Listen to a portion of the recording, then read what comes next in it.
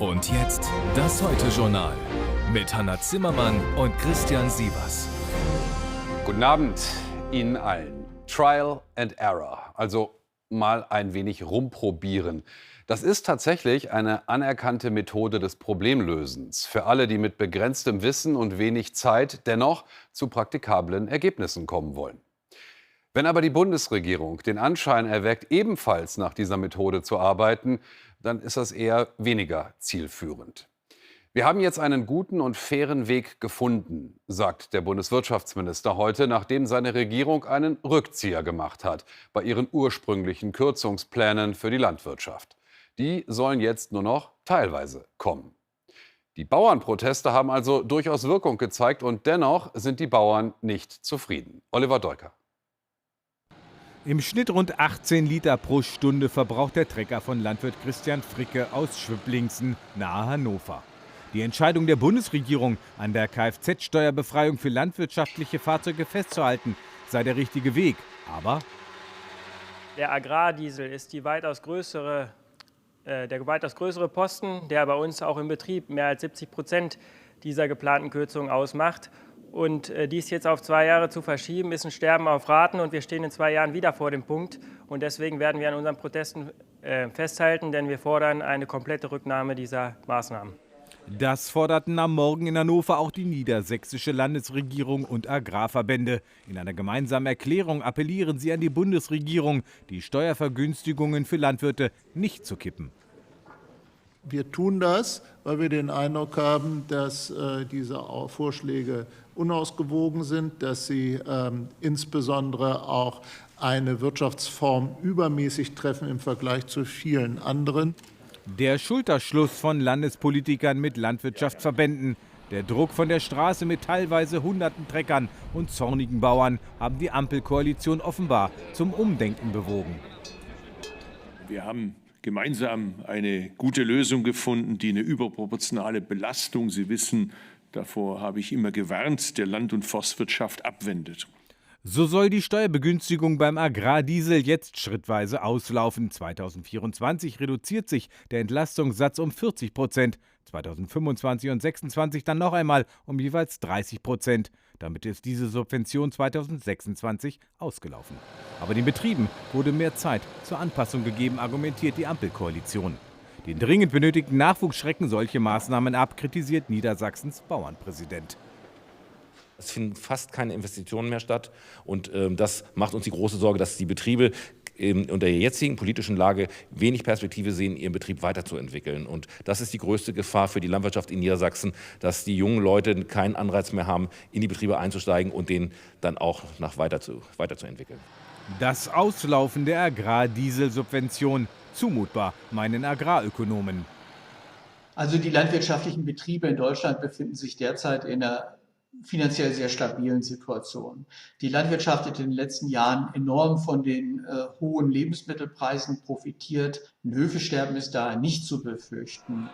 Die Landwirte überzeugt das Einlenken der Bundesregierung nicht. Die angekündigten bundesweiten Demonstrationen ab Montag, sie werden stattfinden. Ja, die Regierung sagt also, wir haben noch mal intensiv gesprochen, weil wir die Belastung für die Landwirte sehen. Jetzt kann man sagen, die hätte man auch von Anfang an sehen können. Oder eben entscheiden, wir machen das angesichts der Gesamtlage dennoch so. Bringen wir Diana Zimmermann mit dazu in Berlin. Diana, da bist du. Guten Abend. Guten Abend. Hat sich denn jetzt die Macht der Bauern gezeigt oder die Schwäche einer Regierung? Das eine schließt das andere nicht aus. Die Bauern jedenfalls waren sehr schnell sehr präsent mit ihren Traktoren am Brandenburger Tor. Der Landwirtschaftsminister war dabei und Druck aus den Ländern gab es in den vergangenen Wochen auch. Der Schluss liegt, glaube ich, nahe, dass die Ampel tatsächlich auf die Macht der Bauern reagiert hat, auf ihre Proteste und vielleicht noch mehr auf ihre angekündigten Drohungen. Im Bundeskanzleramt selbst sagt man natürlich, das sind rein inhaltliche Beweggründe für diese Kehrtwende jetzt. Der Landwirtschaftsminister habe ja von Anfang an darauf darauf aufmerksam gemacht, dass die Belastung bei den Landwirten zu groß sei. Das wolle man jetzt korrigieren. Und die Einführung der Kfz-Steuer für die land- und forstwirtschaftlichen Fahrzeuge sei extrem bürokratisch. Das ist Ihnen jetzt aufgefallen, also wird die fallen gelassen.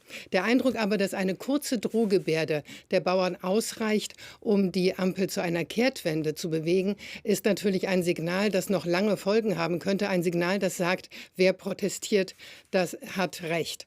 Den Bauernverband hat das in keinster Weise beschwichtigt. Die wollen eben weitermachen. Und ihnen schließt sich jetzt auch noch das Speditionsgewerbe an.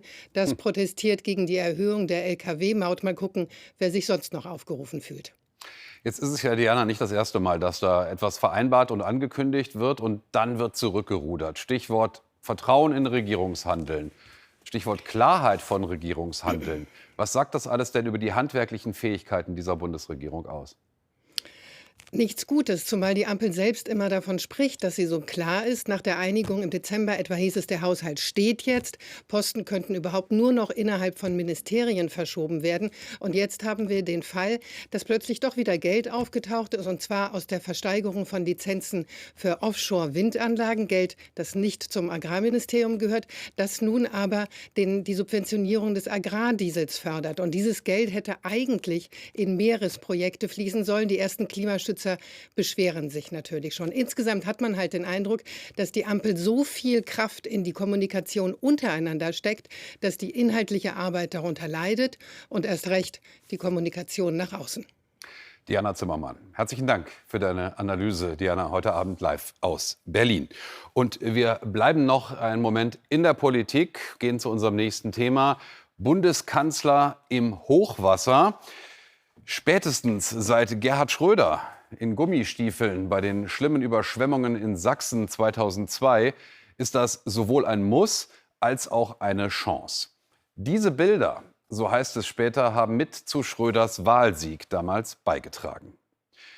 Olaf Scholz wurde kurz danach Generalsekretär der SPD. Er dürfte damals genau hingeguckt haben. Und er hat heute genau hingeguckt, wollte sich im Hochwassergebiet von Sachsen-Anhalt selbst ein Bild der angespannten Lage machen. Generell gilt, Entwarnung gibt es nach wie vor nicht. Oder wie die Meteorologen sagen, wir sind immer noch von Tiefs regelrecht umzingelt. Den Bundeskanzler verfolgt derweil nicht nur im Hochwassergebiet, sondern auch in der Tagespolitik die Diskussion, ob die Schuldenbremse für Hochwasserhilfen eine Ausnahme machen sollte. Andreas Weise mit mehr. Kurz vor Mittag, der Hubschrauber mit den politischen Spitzen aus Bund und Land landet auf dem Sportplatz von Oberröblingen. Begleitet von einigen Unmutsäußerungen machen sich Kanzler Scholz, Umweltministerin Lemke und Sachsen-Anhalts Ministerpräsident Haseloff ein Bild von der Lage an der Helme. Eigentlich ein Flüsschen, jetzt gleicht sie eher einer Seenlandschaft. Die Deiche müssen weiter verstärkt werden, damit sie nicht aufweichen. Vor allem der große Einsatz der Helfer imponiert dem Bundeskanzler.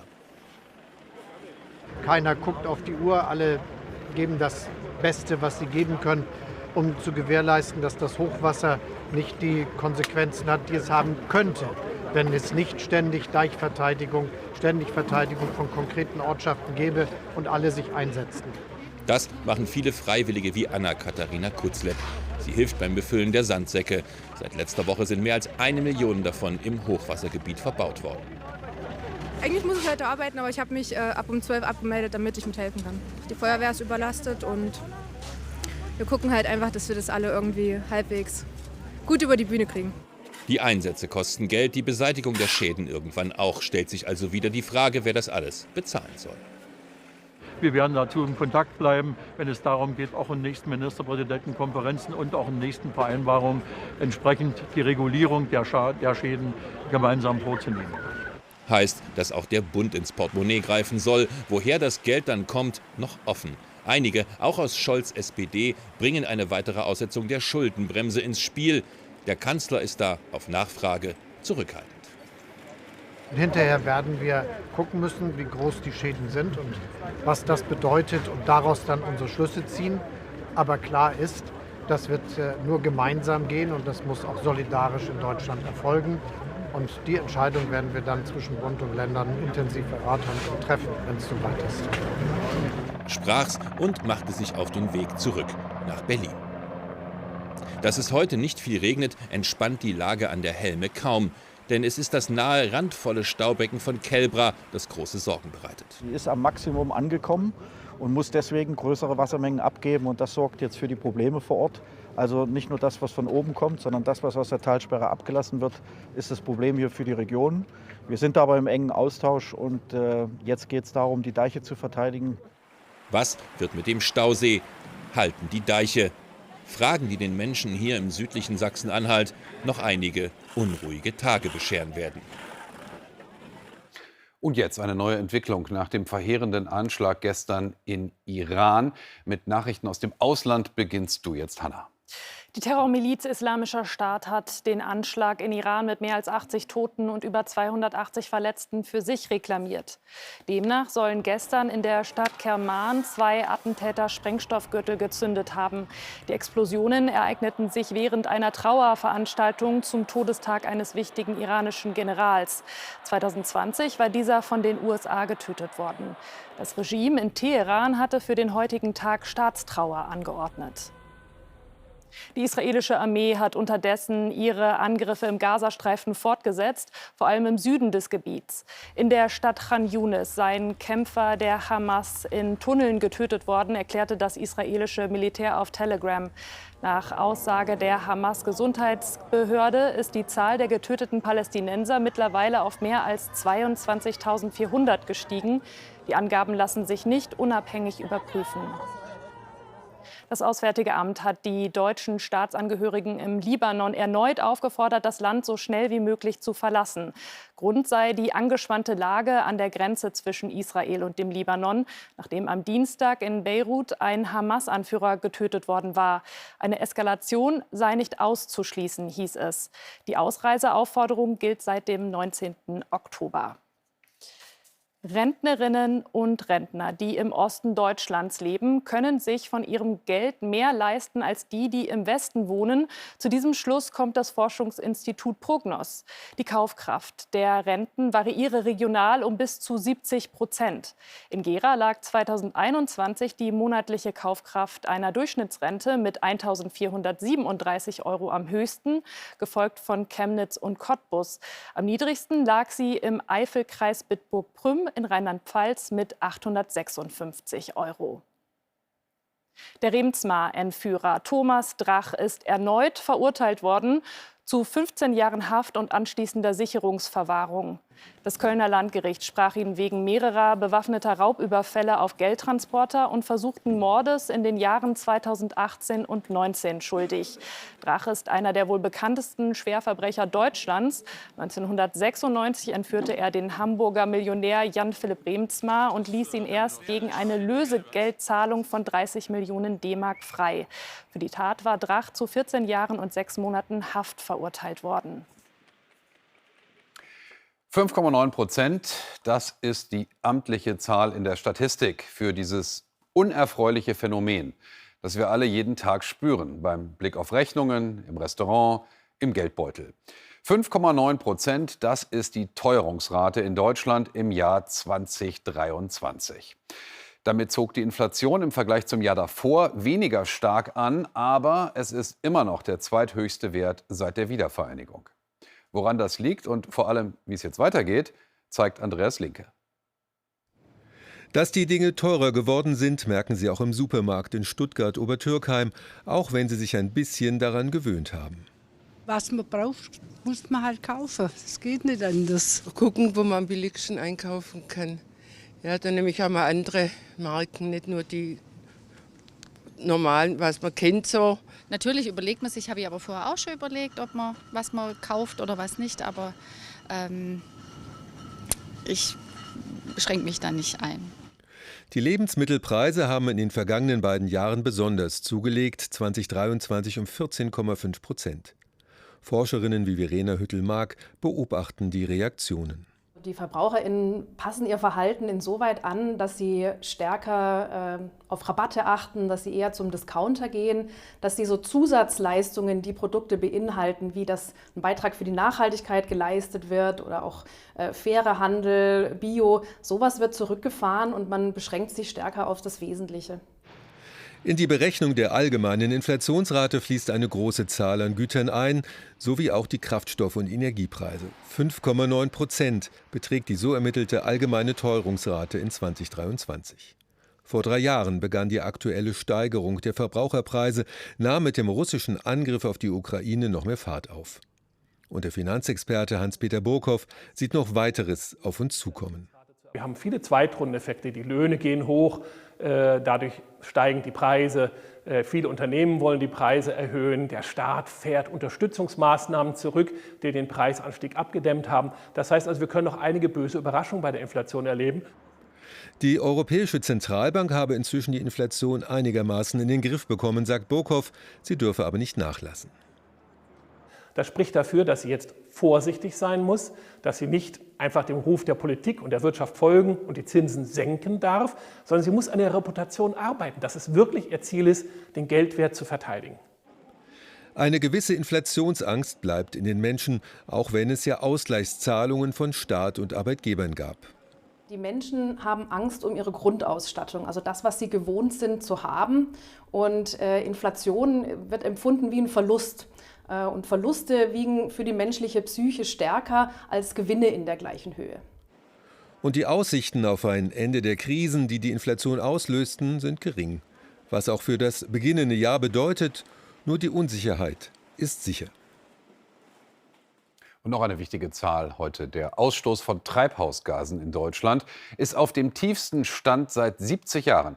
Eine Studie der Denkfabrik Agora Energiewende sieht ihn 2023 gegenüber dem Vorjahr um fast 10% niedriger. Grund sei weniger Kohlestrom und etwas, was man sich ja eher nicht wünscht, die Wirtschaftsflaute nämlich.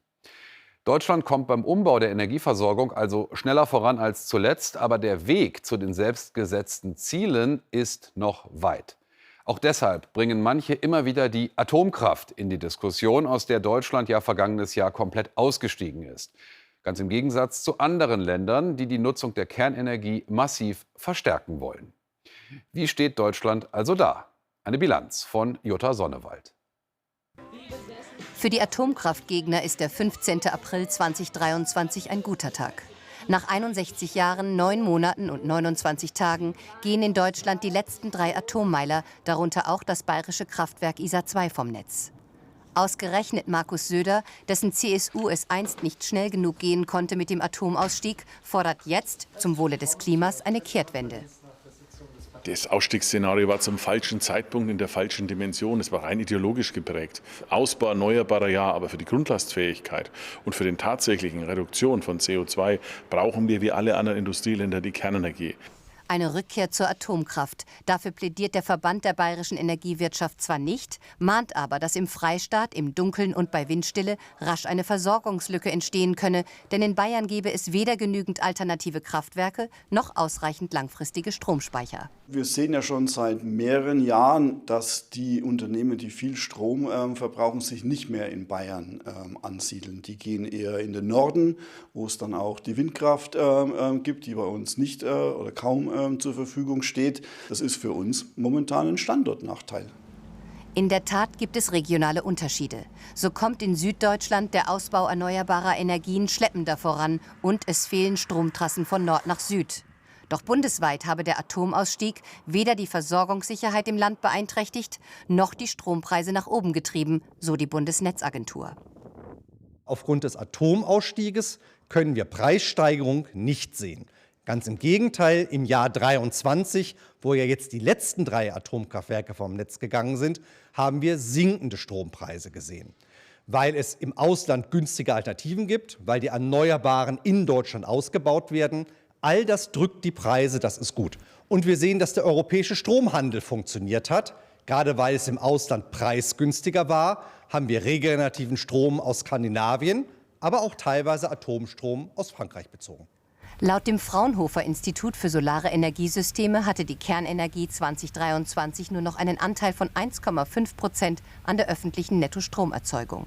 Erneuerbare Energien deckten mit einem Rekordanteil von 59,7% erstmals über die Hälfte des Stromverbrauchs in Deutschland ab. Auf der Weltklimakonferenz in Dubai, die vor wenigen Wochen zu Ende ging, empfahl die Weltwetterorganisation, Deutschland seinen Ausstieg aus der Kernkraft zu überdenken. Für die Grünen undenkbar. Wir sehen beispielsweise an den Atomkraftwerken in Frankreich, dass diese oft stillstehen, weil sie entweder repariert werden müssen, die Temperaturen in den Flüssen zu hoch sind etc. pp. Und deswegen ist es keine verlässliche Energieform. In der Nähe des abgeschalteten bayerischen Atommeilers Isar 2 hat Anfang Dezember der Bau des Südostlinks begonnen. Über diese Stromautobahn soll in 3 Jahren jede Menge Windstrom aus Norddeutschland nach Bayern fließen. Spätestens dann soll auch im Freistaat die Stromlücke geschlossen sein. So, das Thema führen wir jetzt noch für einen Moment weiter, und zwar mit dir, Hanna. Ja, du hast es gerade schon angesprochen. Der CO2-Ausstoß in Deutschland ist überraschend stark zurückgegangen, auf den tiefsten Stand seit den 50er Jahren. Doch das könnte sich schon bald wieder ändern. Frank Bethmann, ein Hauptgrund ist die lahmende Wirtschaft, und da hoffen wir ja eigentlich auf neuen Schwung. Ja, und damit sind wir beim Dilemma. Wenn nämlich die besonders energieintensive Industrie wieder loslegt, weil die Konjunktur wieder in Schwung kommt, dann dürften eben die Treibhausemissionen auch wieder steigen. Aber vielleicht nicht mehr ganz so stark wie in der Vergangenheit. Denn im vergangenen Jahr konnte ja bereits mehr Strom aus erneuerbaren Quellen gewonnen werden. Gleichzeitig importierte Deutschland mehr Strom aus dem Ausland, weswegen eben auch hierzulande weniger Strom durch Kohle erzeugt wurde. So in etwa müsste es also weitergehen. Allerdings ist der bislang eingeschlagene Weg noch nicht besonders nachhaltig. Nur 15% der bislang erreichten Minderungen seien langfristig gesichert, heißt es dazu in der entsprechenden Studie. Wie stark sind die Emissionen denn in anderen Bereichen gesunken, jetzt mal abseits von Industrie und Energie? Ja, da ist bildlich gesprochen noch viel saubere Luft nach oben. In der Landwirtschaft sind die Emissionen nur leicht gesunken, und im Verkehr und bei den Gebäuden, den beiden großen Sorgenkindern, gingen die Ausstoßwerte ebenfalls nur geringfügig zurück. Bau- und Verkehrssektor verfehlten dabei zum wiederholten Mal die selbst gesteckten Klimaziele. Vielen Dank, Frank, für deine Einschätzung. Und es gibt weiterhin eine aktuelle Unwetterwarnung des Deutschen Wetterdienstes, und zwar vor ergiebigem Dauerregen in Teilen von Nordrhein-Westfalen, Rheinland-Pfalz und Hessen. Der erste FC Köln hat einen neuen Trainer. Timo Schulz wird Nachfolger von Steffen Baumgart und soll den Bundesligisten vor dem Abstieg bewahren. Der 46-Jährige war zuletzt Cheftrainer beim Schweizer Erstligisten FC Basel.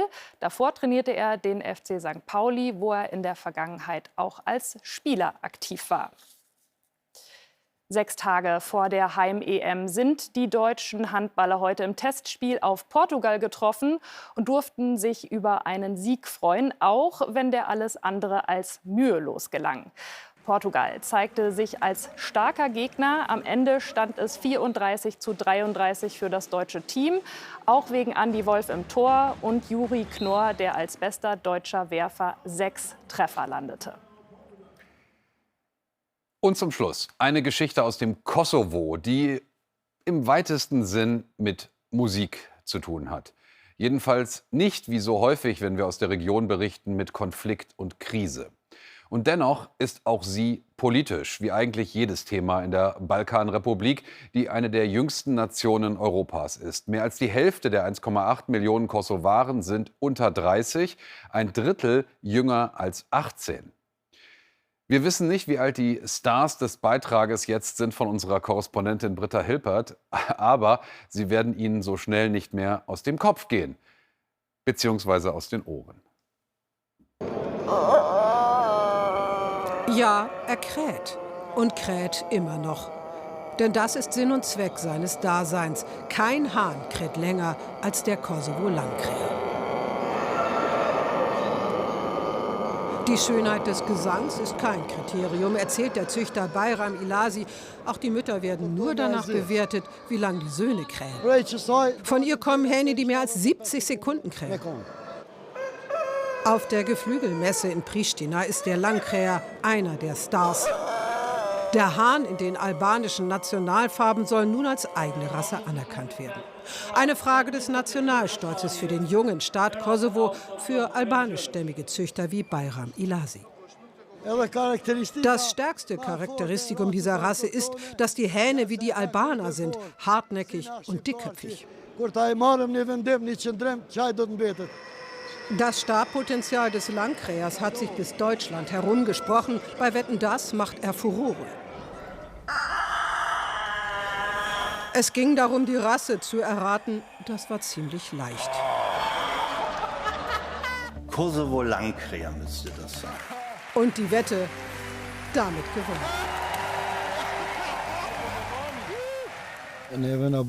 Es macht uns stolz, dass unser Hahn in einer deutschen Sendung war, und es motiviert uns, diese Rasse weiter zu verbessern. Seit seinem 7. Lebensjahr züchtet Bayram Ilasi Hühner verschiedener Rassen. Aber der Langkräher liegt ihm besonders am Herzen. Denn wie so vieles im Kosovo geht es dabei auch um Abgrenzung zur serbischen Konkurrenz. Ein Hahn in Rot-Schwarz mit eindrucksvollem Imponiergehabe, der kann doch nur aus dem Kosovo sein. Die Serben haben immer versucht, sich unsere Rassen anzueignen und ihn zu ihrer eigenen Rasse zu machen. Aber es gibt Beweise dafür, dass der Hahn seinen Ursprung im Kosovo hat. Der Langkräher ist eigenwillig, das ist sicher. Zum Abschied wollte er so gar nicht krähen, weder lang noch kurz. Was? Da hätte ich ihn so gern noch mal gehört. Und denkt, er erstickt. Es gibt eine ganze Reihe von Ihnen, Zuschauerinnen und Zuschauern, die geradezu süchtig sind nach dem, was gerade nach uns läuft im ZDF. Großes journalistisches Kino. Nächtliche Streifzüge durch die absoluten Megacities dieser Welt. Heute eine Stadt, in die die allermeisten wohl eher selten selbst reisen werden. Eine Megacity der Extreme. Im Clubleben wird so viel Champagner getrunken wie sonst nur in Paris. Und gleichzeitig kämpfen Millionen ums Überleben. Und die Stadt wächst. Bis Ende des Jahrhunderts könnte sie so viele Einwohner haben wie Deutschland. Wie ganz Deutschland. Kommen Sie mit nach Lagos. Jetzt gleich nach uns. Und die nächsten Nachrichten gibt es dann hier gegen 0:25 Uhr. Dann begrüßt Sie Laura Barnick mit unserem Heute-Journal-Update. Einen angenehmen Abend. Tschüss. Tschüss.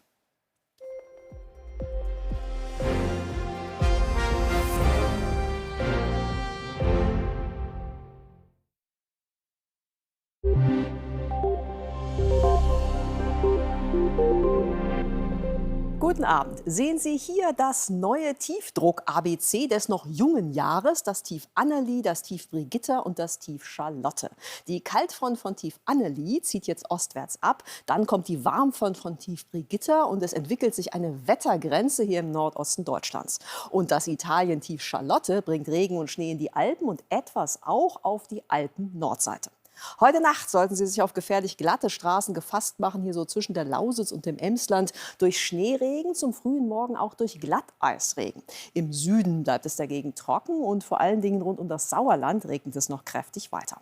Die Temperaturen sinken im Nordosten bis -4 Grad. Deutlich milder bleibt die Nacht am Niederrhein mit 7 Grad. Und morgen verschärfen sich die Gegensätze noch. Es bleibt beim Dauerfrost hier im Nordosten bei -1 bis 0 Grad. Am Oberrhein werden 11 Grad erreicht. Und so sollten Sie sich auch morgen hier im Nordosten auf gefährliche Straßenwetter einstellen, durch Schnee und Schneeregen.